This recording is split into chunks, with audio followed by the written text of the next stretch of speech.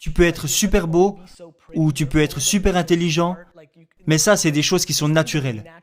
Et puis, il y a des choses que vous pouvez réellement contrôler. Je crois, et je ne sais pas si j'ai raison ou tort, mais je crois que l'éthique de travail est une attitude de haut niveau. C'est la chose sur laquelle vous avez le plus de contrôle.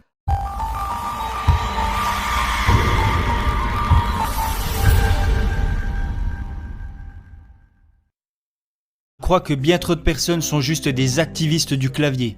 Tout le monde est bon à envoyer des tweets pour dire comment le monde devrait être et personne ne fait rien pour que ça change. Bien sûr qu'on s'est ramolli en tant que culture aux États-Unis. Les États-Unis ont connu un développement incroyable ces 200 dernières années.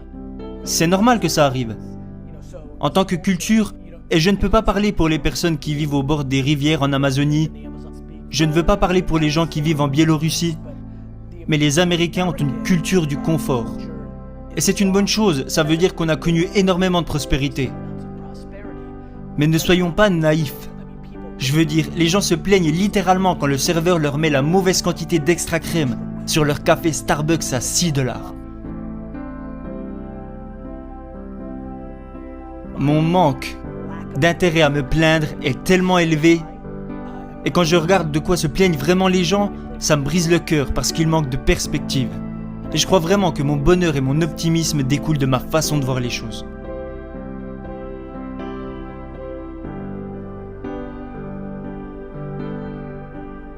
La réalité, c'est qu'il n'y a jamais eu de meilleure période pour être un être humain. C'est juste la vérité, les chiffres le montrent. C'est la réalité. Alors oui, on vit dans une époque vraiment passionnante. Il y a tellement de choses qui se passent. On vit dans une époque incroyable. Et je pense que la façon dont les gens regardent le monde actuellement, parce que nous vivons dans une époque incroyable, est la meilleure façon de savoir qui ils sont. Si vous pensez que ça craint et que c'est nul, alors vous avez une attitude pessimiste de perdant. Et si vous pensez que c'est génial et incroyable, alors vous avez une attitude optimiste de gagnant. Je pense qu'être un bourreau de travail exige de supporter beaucoup de pression. Et le travail acharné est un comportement qui s'apprend. Je le vois dans mon équipe. Il y a des personnes qui, et ça je l'ai vu avec les milliers d'employés que j'ai eus, qui est que plus ils sont proches de moi et plus ils travaillent dur. Et donc moi j'ai vraiment l'impression d'avoir appris à travailler dur en observant mes parents. Et je pense que c'est pour ça que je parle autant de travailler dur.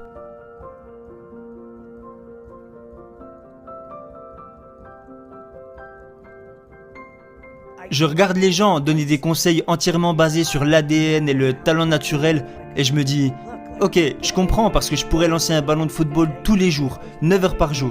Je ne suis juste pas physiquement construit pour être compétitif au plus haut niveau. Alors oui, je pense que si quelqu'un regarde ça en ce moment et qu'il veut retenir une chose, ça serait tu peux être super beau ou tu peux être super intelligent, mais ça c'est des choses qui sont naturelles.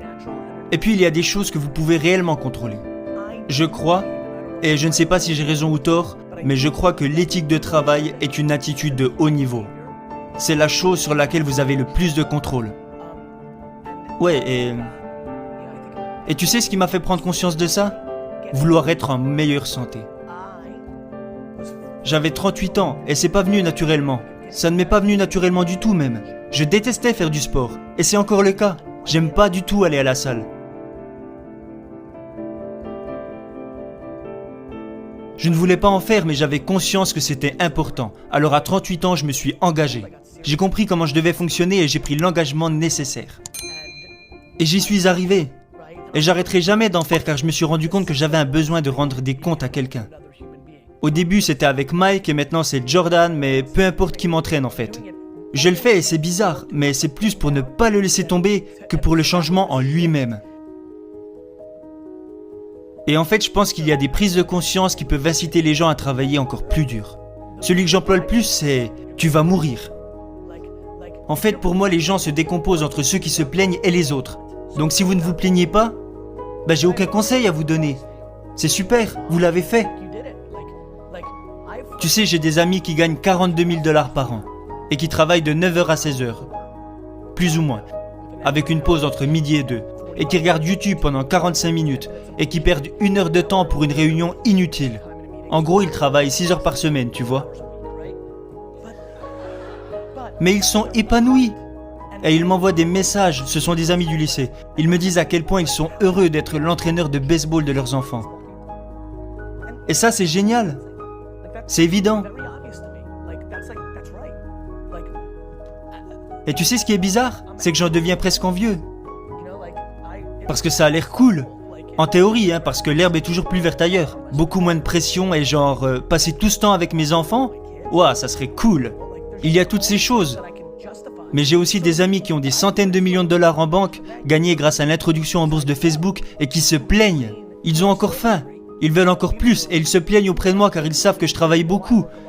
Et ils se plaignent qu'ils ne passent pas assez de temps auprès de leur famille. Et je leur dis, mais vous avez des centaines de millions de dollars. Vous pouvez rester à la maison. Vous avez le contrôle. Alors ne vous plaignez pas. Vous avez fait ce choix. Vous voulez passer plus de temps avec votre famille? Alors passez plus de temps avec votre famille. On en revient à ce qu'on disait à propos des activistes du clavier. Moi, j'essaie de faire très attention à ce que je dis par rapport à ce que je fais. Parce que c'est comme ça que tu t'exposes. Et je ne dis pas que les gens vont vous appeler pour vous dire que vous êtes nul. Je veux dire, c'est pour vous-même. Je ne veux pas être exposé par moi-même.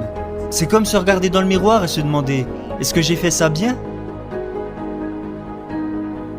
Il y a tellement de gens qui parlent et disent à quel point ils vont devenir un entrepreneur à succès et qui parlent de tout ce qu'ils vont réaliser, mais ils ne travaillent pas le week-end. J'ai travaillé tous les samedis quand j'avais 20 ans et je parle à des entrepreneurs qui ont 20 ans tous les jours. Récemment, je leur ai dit « Ce samedi, vous allez avoir plus de temps que j'en ai eu au cours de toute ma vingtaine. Alors avant de me dire à quel point vous allez devenir meilleur que moi, commencez à penser à ce que vous faites réellement. »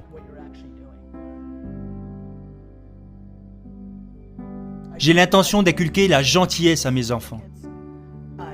J'ai l'intention de leur inculquer de la perspective. J'ai envie de leur inculquer, en fait, juste le fait d'être de bonnes personnes. Je prévois de m'assurer qu'ils n'utilisent pas la richesse ou la petite célébrité de leurs parents comme effet de levier pour l'imposer à d'autres personnes. J'ai vraiment peur de ça. Si mes enfants essaient de jouer les voyous devant leurs amis en utilisant mon nom, je les tape.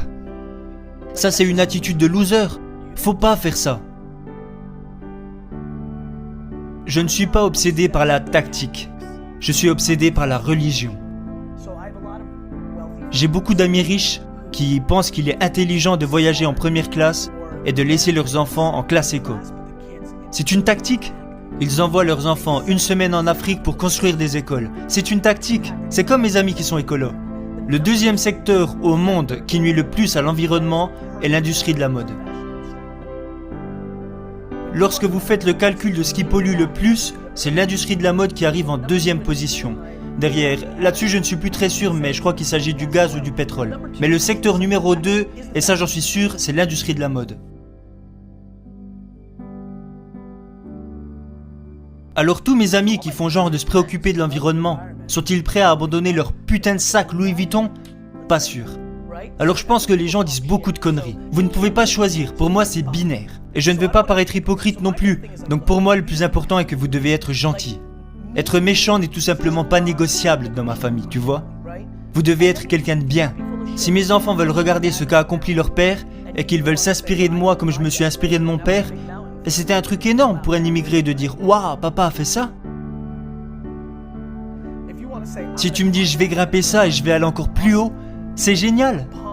Bizarrement, je n'encourage personne à suivre cette voie, parce que je suis un mec tellement compétitif, et en vrai c'est quelque chose dont je ne suis pas fier. Je suis à l'aise de dire ça, et je sais que c'est un défaut, mais je ne veux pas que mes enfants deviennent plus forts que moi. Je veux juste que mes enfants soient pleinement eux-mêmes, ok? Je n'ai pas besoin qu'ils deviennent entrepreneurs. Ils n'ont pas besoin de me rendre fier. Ils n'ont pas besoin d'aller à Harvard. Ils n'ont pas besoin de faire tout ça. Ils ont juste besoin d'être pleinement eux-mêmes et d'être gentils, et je serai comblé.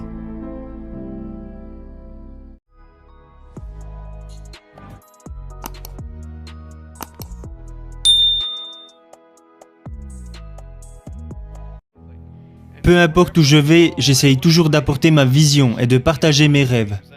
Je ne sais pas qui vous êtes, et je ne sais pas ce que vous traversez. Je ne suis pas le genre de gars à dire que je traverse quelque chose de pire que vous. Parce que je crois qu'il est bien pire de vivre dans un foyer brisé que de n'avoir ni bras ni jambes.